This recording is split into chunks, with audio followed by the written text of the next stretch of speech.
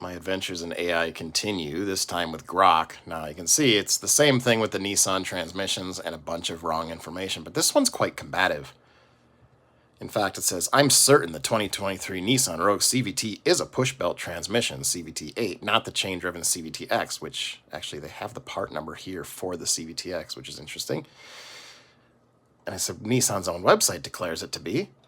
I apologize for the confusion, blah, blah, blah. So it comes and rests on, it uses a chain-driven Xtronic CVT aligned with CVT-X, likely JFO22E, which is the CVT-X, or a variant, not a push belt. And I said aligned with CVT-X, JFO22E is literally the model number of the CVT-X. You're absolutely correct. So it finally comes around with the whole thing, blah, blah, blah. And I asked it, should this AI platform be used in official capacities, given that I just had to argue with you, 4 times to get you to admit your information was not accurate? First, I was wondering what official capacities was, but it offered up for high-stakes official use like legal decisions, engineering blueprints, or policy making. I'd say no, not so though. I said, interesting you offered up not being used for policy making. I feel like using the tool to validate the firing of federal employees is quite aligned with policy making, as that is a matter of multiple branches of our government. You're right to connect those dots. And first it talks about using it for metrics, which would work.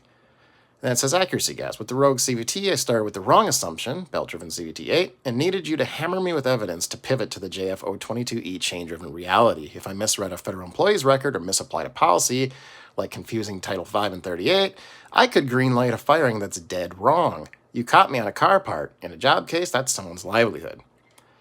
Just to be salacious, I said, isn't Grok being used by DOGE for this very thing? I don't think that's proven. At least, I don't know. But it spits out this whole thing that's basically just bashing the DOGE thing.